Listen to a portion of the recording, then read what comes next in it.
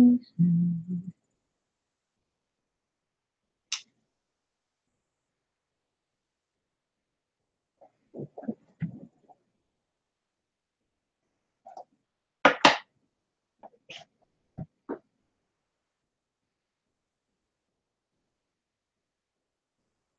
evening, good day, wherever you are. Today is December 17th, 2007. Beautiful late autumn evening. Feels like winter. Feels like winter. Okay. Welcome. Welcome. Just gonna give it a couple of moments, of course. Did I say 2007? Oh no, where is my mind? I hope I didn't say 2007. Did I say it was December 17th, 2007? Oh, what was going on in December 2007? Let's see. I was in reflexology school at the time. I can't believe I said 2007. Oh, and on. Okay. You've just witnessed a window into my mind. Wow, that was 10 years ago. That reminds me of the time that this is probably at least 20 years after my name had been changed to my married name.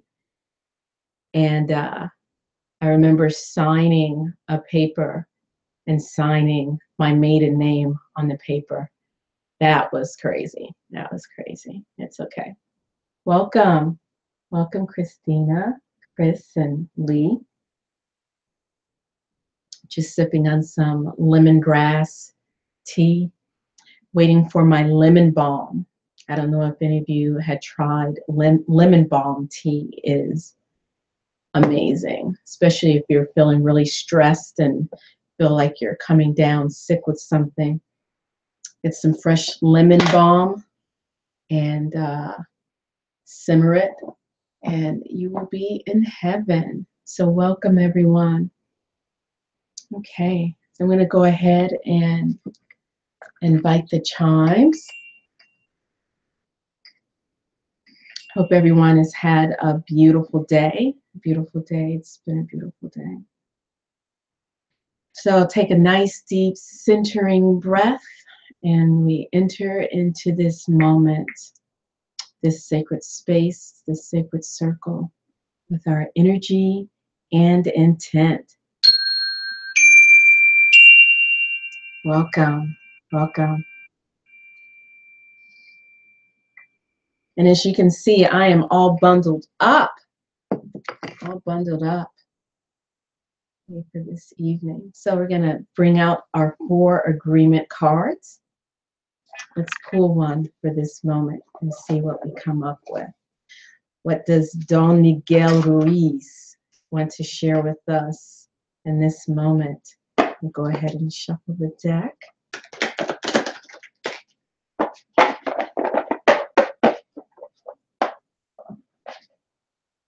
Okay, so we have, here we go. Become immune to poison. To poison. I can tell you one of the ways to become immune to poison. Remember, it's our word for 2018, you know, the year that comes after 2007, 2018. Discernment can help you become immune to poison. That's the second you hear that poison spouting out, you know deep inside to go the other direction. Become immune to poison.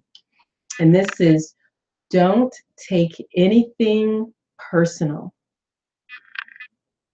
The whole world can gossip about you. And if you don't take it personally, you are immune. Immunity to poison in the middle of hell is the gift of the second agreement. The whole world can gossip about you, and if you don't take it personally, you are immune. Immunity to poison in the middle of hell is the gift of the second agreement. Here we go. And let me see. Where is my book with the 4 agreements? I'm going to go ahead and share with you the 4 agreements. The first is be impeccable with your word. That speak with integrity. Say only what you mean. Avoid using the word to speak against yourself or to gossip about others. Use the power of your word in the direction of truth and love. Don't take anything personally. Nothing you do, nothing others do is because of you. What others say and do is a projection of their own reality, their own dream.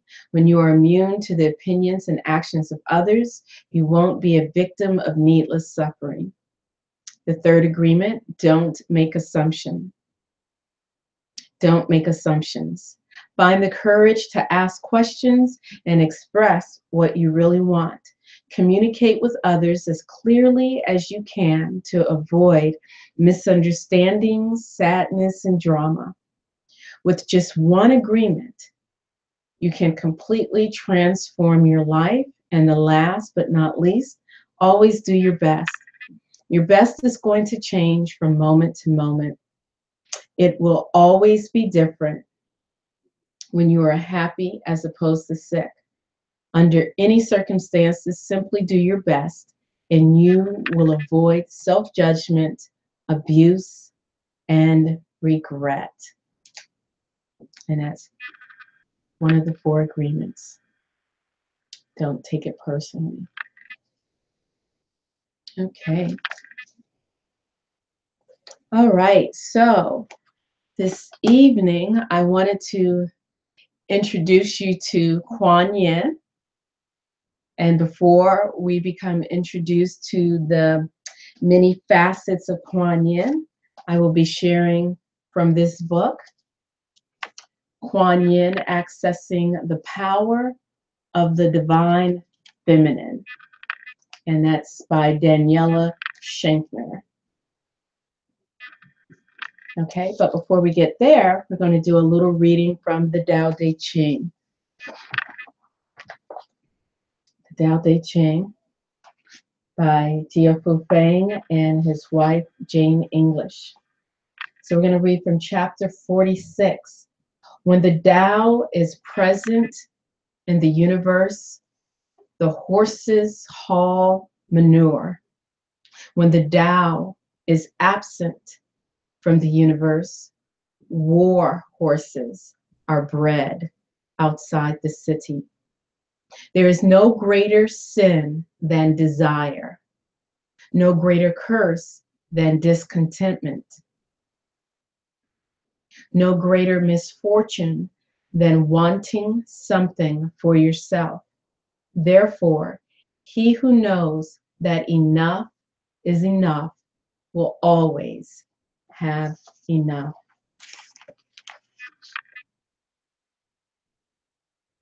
Here you go. And let's see. Whoops. It's a good thing this Gustav Klimt book is nice and strong and sturdy. I would have almost knocked it down. And this is Stephen Addis and Stanley Lombardo. Where were we? We were 46.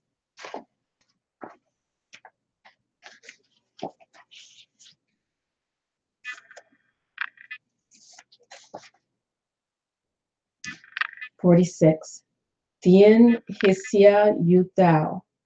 With Tao under heaven, stray horses fertilize the fields. Without Tao under heaven, war horses are bred at the frontier. There is no greater calamity than not knowing what is enough. There is no greater fault than desire for success. Therefore, knowing that enough is always enough. And 46 from Stephen Mitchell.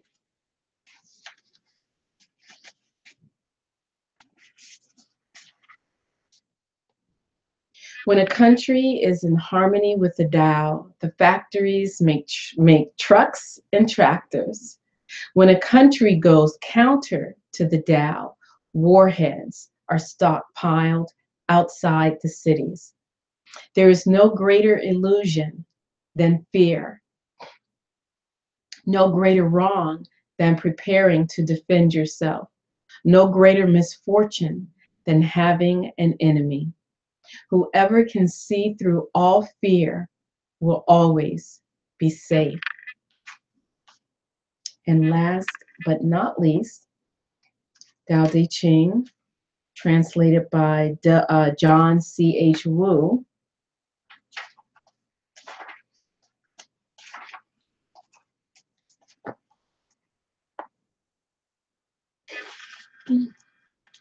When the world is in possession of the Tao, the galloping horses are led to fertilize the fields with their droppings. When the world has become Taoless, war horses breed themselves on the suburbs. There is no calamity like knowing what is enough, like not knowing what is enough. There is no evil like covetousness. Only he who knows what is enough will always have enough. And there we go, the Tao Te Ching reading.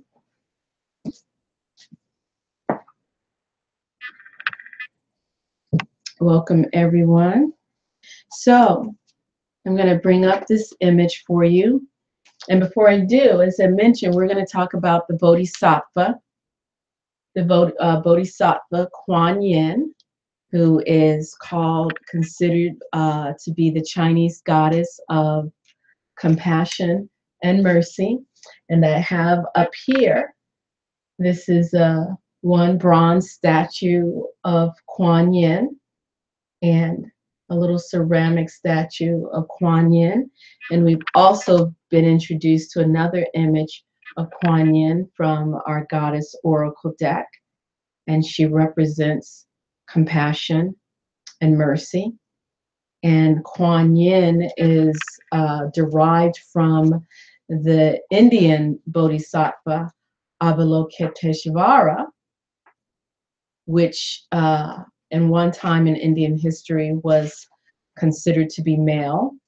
And then when moved over to Chinese Buddhism, became female and is sort of seen as sort of androgynous. So even though this statue representative of Kuan Yin and even this one, it's always very androgynous, very feminine looking, but there are no breasts. However, Kuan Yin is still considered to be more on the feminine side than the masculine side. And in Japan, Kuan Yin is Avalokiteshvara, one who hears the cries of the world, is Kanan or Kanzeon. So I'm going to show you an image that comes from this book here. So I'm going to screen share this with you. Let's see. Okay. All right. And put my spectacles on. So this image of Kuan Yin is floating in the sky atop of a dragon. So let me share a little bit about Kuan Yin. Okay. Kuan Yin's birthday is celebrated in April. Okay. Kuan Yin is a fascinating and complex figure, an archetype of boundless compassion with roots in India. Over the course of 1,000 years, her influence spread to other Asian countries, at first in male and then female form. Although there's some, and this is me talking, there's some research in history that will say that uh, Avalokiteshvara was originally a female deity in Indian Buddhist thought.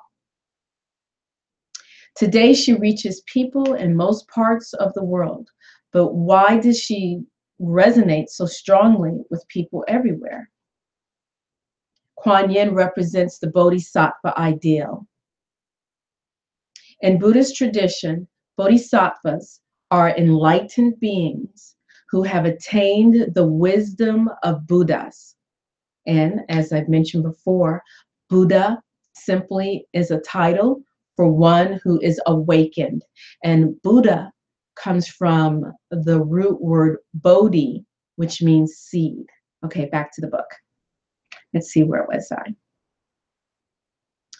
So in Buddhist tradition, bodhisattvas, which is what Kuan Yin is, are enlightened beings who have attained the wisdom of Buddhas, but have postponed their final liberation. Instead, they provide compassionate support to sentient beings in this world until all of them can achieve their own liberation.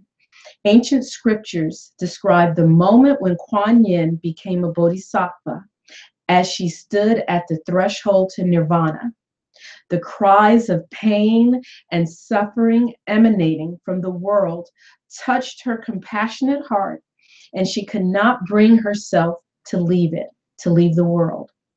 The bodhisattva ideal originates in the Mahayana tradition, which is one of the two main streams of Buddhism. Mahayana Buddhism spread primarily throughout Northeast Asia, China, and Tibet, and has influenced larger Buddhist movements such as Tibetan Buddhism, Zen Buddhism in Japan, and Pure Land Buddhism in China, and also Japan, where Kuan Yin plays an important role. People in the Mahayana path are not only expected to concentrate on reaching Buddhahood, but also on developing compassion and helping other beings on this path. It is this, not one's own striving for enlightenment, that is the focus of spiritual development. Okay. Avalokiteshvara, the origin of Kuan Yin. Kuan Yin's origins can be found in India in the male form of Avalokiteshvara, one of the greatest bodhisattvas described in sacred sutra texts, which means the sacred scriptures. There are several legends about his birth and life. The Lotus Sutra says that he had 357 incarnations before he became a bodhisattva. According to other sutra texts, he was born from a ray of light that emanated from the right eye of Buddha Amitabha while he was in a state of ecstasy. One of the things you'll learn about Mahayana Buddhism, it's very mystical in its approach to Buddhism and to the stories of the Buddha, whereas Theravada Buddhism,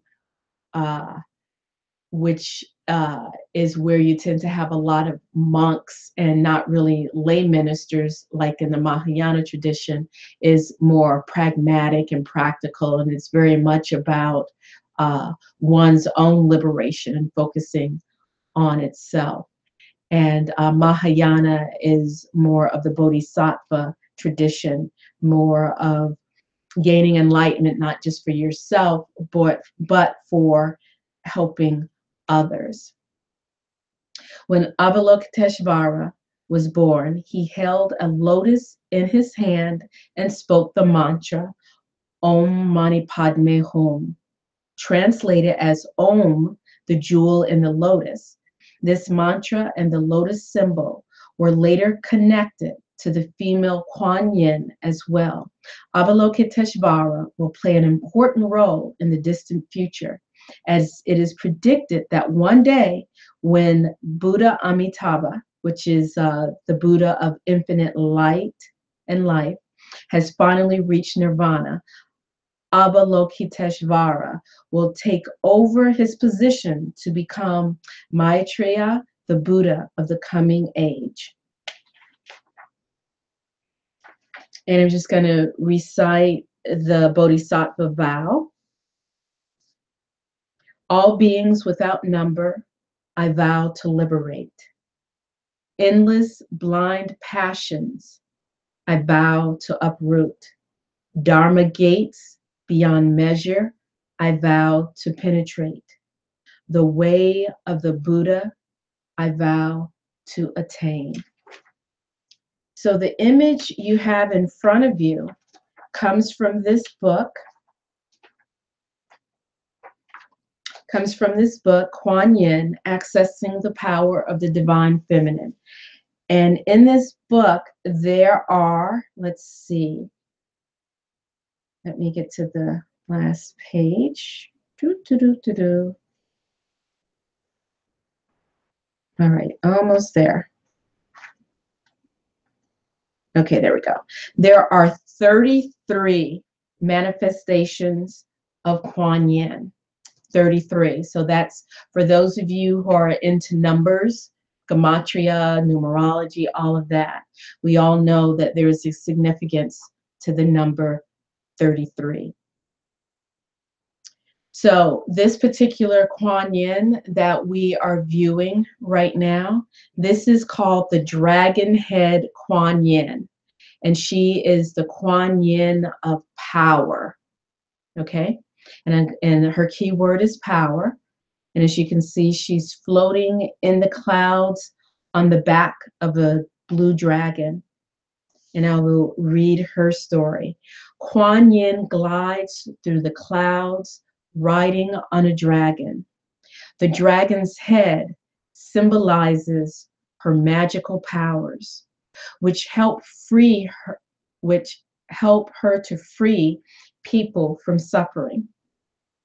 Her hands are lifted to protect against evil forces.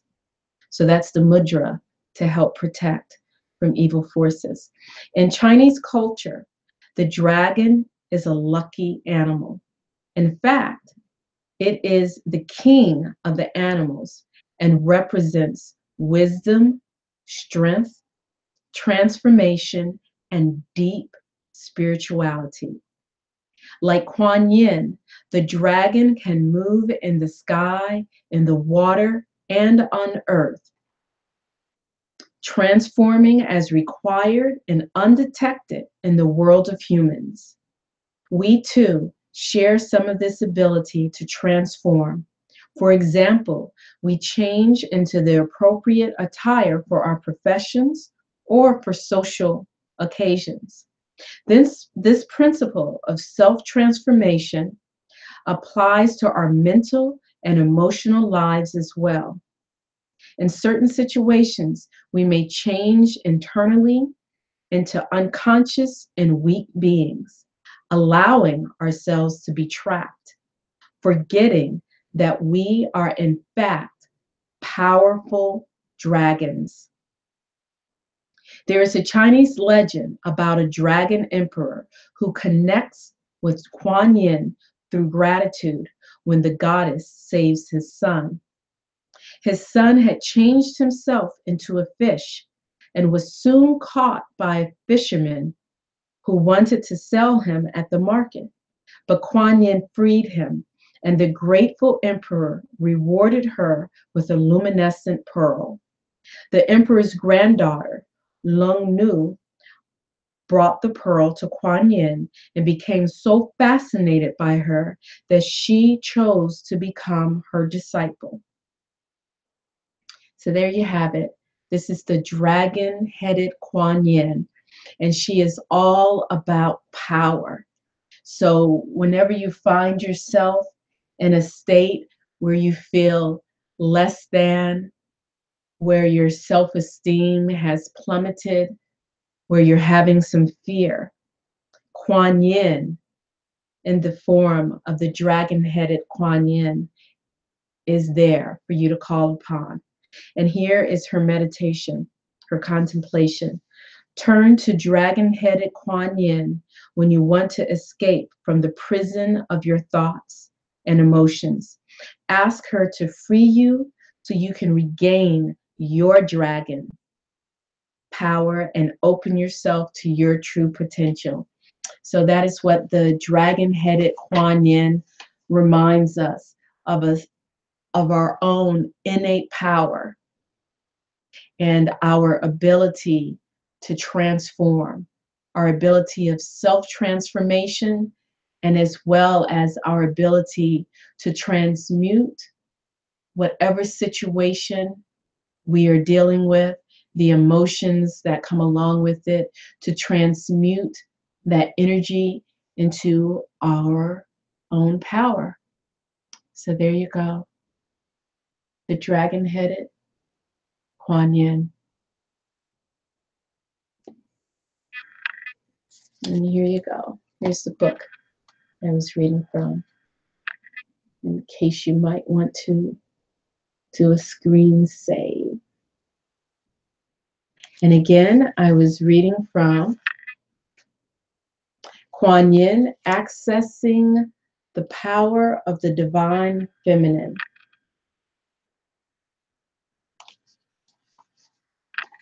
And on other videos, I have shown you the image of Avalokiteshvara, and I will just show you a couple of the images of Kuan Yin. This one is the South Sea Kuan Yin, famous landmark of the Chinese island of Putuo Shan.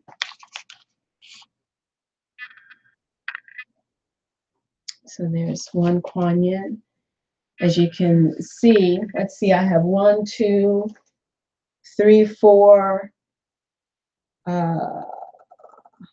5, 6, 7. I have about 8 different images. Oh, 9 or 10. I have Avalokiteshvara over there. And here's an image of the 1,000-armed Kuan Yin. Beautiful representation of the divine feminine. And there's another mudra of Kuan Yin mudra.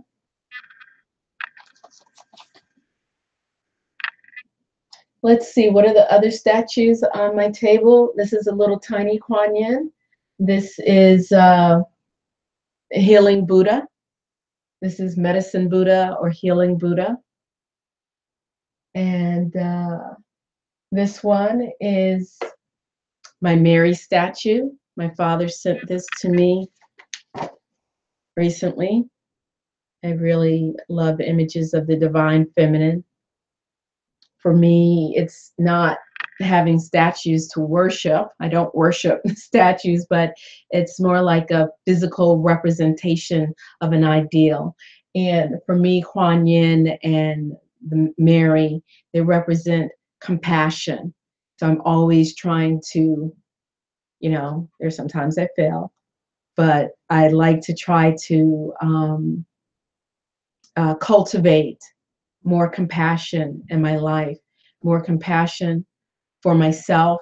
And of course, the more compassion I have for myself, the more compassion that I have for others. I don't know if you can see the statue. I just think it's a very beautiful contemplative statue. I'm not sure what this reservoir is for, but yeah, that's Mary's statue. And this is an ancient Kemetic statue. And for me, this reminds me of a scholar. This reminds me to always, you know, it's like a scholar sitting there with a scroll, reading and studying and learning. And I found this very lovely piece. It's like some type of stone. I found it several years ago at the local farmer's market. It's a very beautiful piece. So this reminds me to always study and to learn and to know thyself and, you know, studying scripture. So there you go.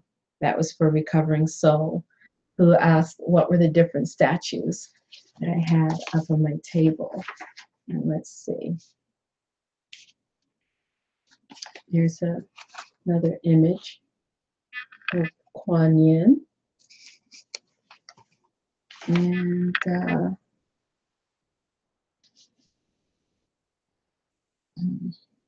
this one is the magnificent thousand-armed Avalokiteshvara in Bangkok, which I believe that's in Thailand. And below that one is the nine-headed Kuan Yin enthroned under a dome of countless golden hands.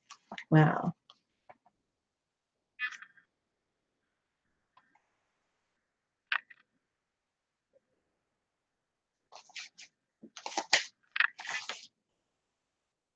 And let's see. There are a few more. And there's Kuan Yin with facial hair. For those of us who have issues with facial hair, we can embrace those whiskers. There we go.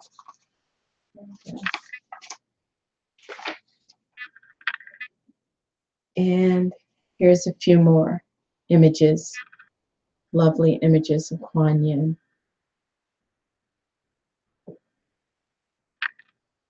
And this particular bronze statue, this is also at the local farmers market. And the gentleman that I had obtained it from, he's a much older gentleman, and he told me that several years ago he did a paper in comparative religion class, and he compared Mary and Kuan Yin. And I was like, can I read that paper? And he's like, oh, I don't have the paper anymore. And here is the white Tara, which here's my green Tara. Let's see. Or it could be white Tara, probably, because it looks a lot like this image. So this is the Tibetan. Well, in Tibetan, Kuan Yin is called Shinrij, something like that. And there's Kuan Yin right there, white Tara, and a statue of Mary in a cave at Lake Shrine, Los Angeles. And it says, Mary and Kuan Yin embody the feminine ideal of compassion. At first sight, they resemble each other, both wearing loosely fitting, flowing robes that cover and hide their bodies. They also share flower symbols. While the rose is associated with Mary, the lotus is attributed to Kuan Yin's purity and enlightenment. On the other hand, Mary and Kuan Yin seem to represent the complementing polarities of yin and yang. While Mary is very gentle and unobtrusive, quietly following the Christ, Kuan Yin, in her most active form, has 1,000 arms and myriad remedies that she uses to immediately come to the aid of suffering beings. Both Divine Mother figures enjoy worldwide worship by a large number of people. So there you have it. Here's Kuan Yin. And I plan to go through each of the wands. Like this is the Kuan Yin of non-duality. This is the Kuan Yin of compassion. I'm sorry, I didn't mean to say compassion, of clarification. Kuan Yin of unity and harmony. Kuan Yin of prayer and devotion. And you know, I look at these statues of Kuan Yin and the ideas of Kuan Yin as being projections of our own inner being. Ideals of ourselves to project out of ourselves, to contemplate on, to help us to grow. And oh, this is a Kuan Yin that Queen Mother Maku would enjoy. This is the Kuan Yin of pure water, and her key word is blessings.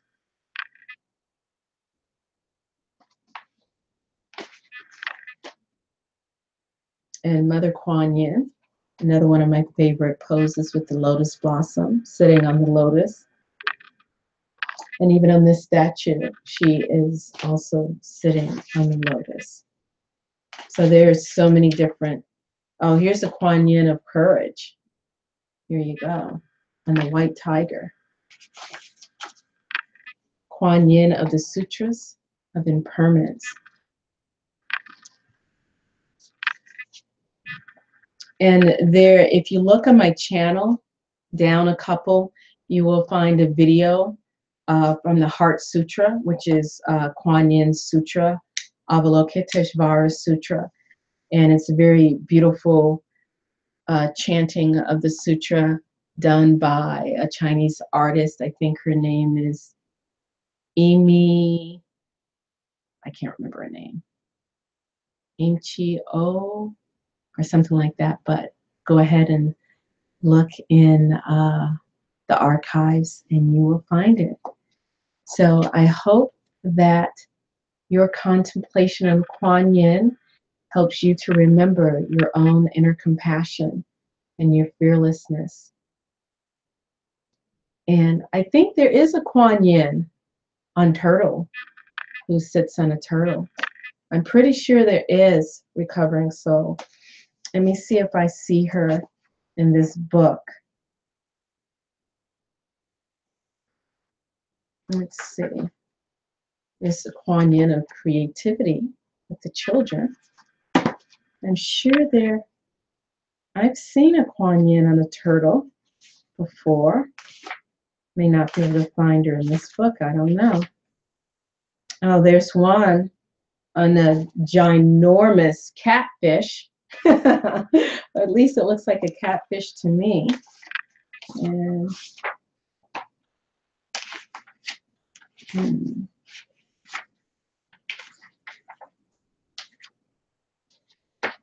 I don't see it, but I'm pretty sure there is. There are hundreds. I think, what did it say? 357 manifestations of Kuan Yin, I believe. Yeah, I don't see the turtle, but I know I've seen a Kuan Yin on a turtle before. So anywho, so thank you guys for joining us this evening. And I hope that you had a wonderful weekend and that you go into this coming week with a light heart and a renewed spirit. I know that I will. The holidays are here. My boys are on their way home, and 2 of them are already home, and I am excited. So if there are any more questions, any of you have before I sign off? And also on Monday, I believe, join myself, Chris Monet, and Lee Beltman with a special guest this coming Monday. I cannot remember the guest's name, but if any of you do in the chat room, please let me know, Lee or Chris. Join us on Monday with Lee Beltman, Chris Monet, and a special guest. And I believe that will be Monday at 1 p.m. Eastern Standard Time. All right? Yes, that would be Monday at 1 p.m. with Lee Beltman, Chris Monet, and Jody Hobbs. And what's the subject again, Lee Beltman? Go ahead and mention that. Yes, it's at 1 p.m. And let me know the subject. Just want to make sure that I do not misspeak what the subject is. It is about, so Monday it will be Lee Beltman, Chris Monet, and Jody Hobbs discussing survivors of institutional abuse. So this will be a heavy topic, but a topic that really needs to be discussed and brought out into the open. And I think Lee was telling me earlier that Jody has been a guest on several talk shows, including most recently The Doctors, I believe. And yeah, so join us Monday, 1 p.m. Eastern Standard Time to meet Jody Hobbs and find out about her organization and the help that she's doing with survivors of institutional abuse. So,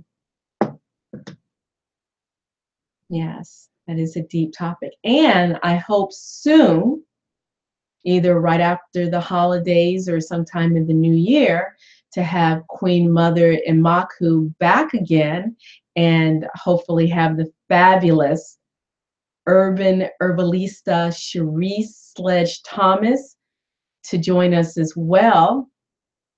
And Cherise, can you put your website? What's the name of your website again? Put that in the chat room so I can mention it to everyone. And if you haven't already, check out Chris Monet's YouTube channel.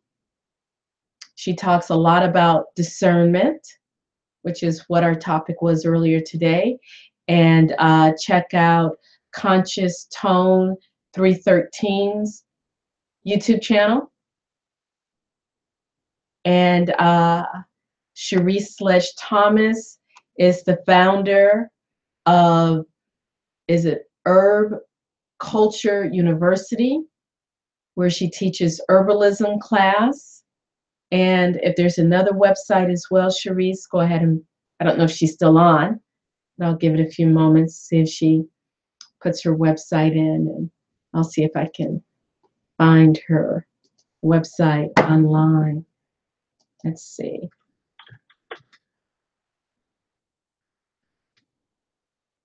Right. Let me bring this up.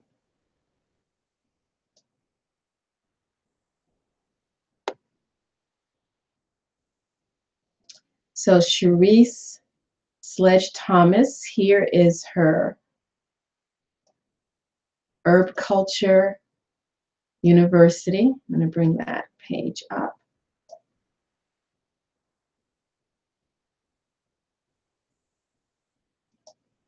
Here you go. Oh, okay. Yes, yes. Okay, so here is Herb Culture University. Cherise is, oh, here's the herbalist certification program. Cherise is fantastic. And I mean, I can't tell you enough about Cherise. Currently, she has a womb healing circle, which is absolutely wonderful. There's also my personal herbalist program, 6-month program there. And here's a little bit about Cherise. And she is one of those awesome overachievers, and she is fierce in the corporate world and fierce as a healer. She is the founder and chief visionary officer of Herb Culture University, where she creates personalized wellness journey maps and spreads holistic health knowledge to the masses.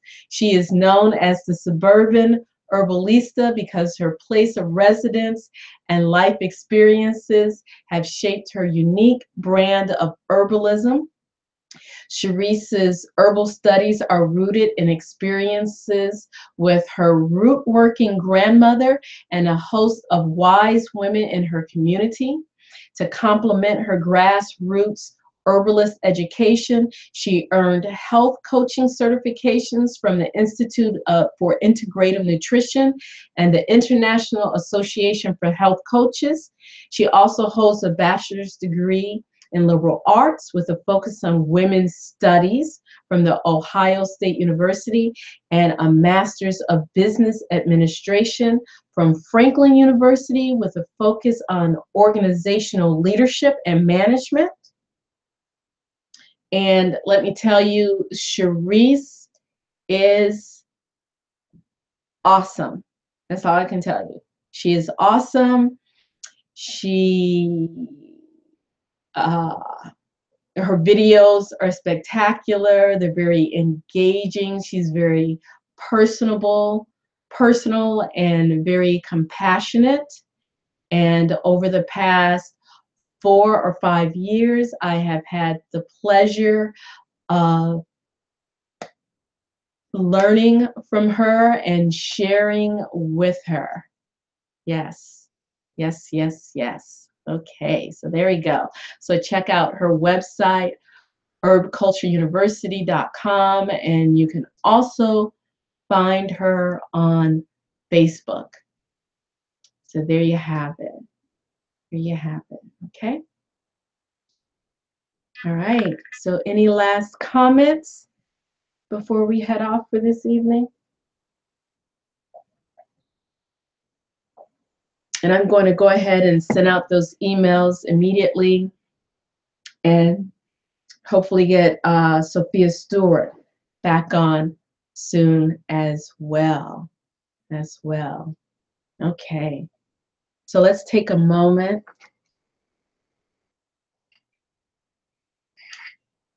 to bring in a deep, nourishing breath.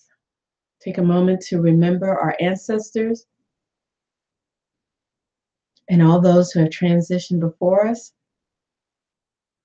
I thank each and every one of you for joining us this evening.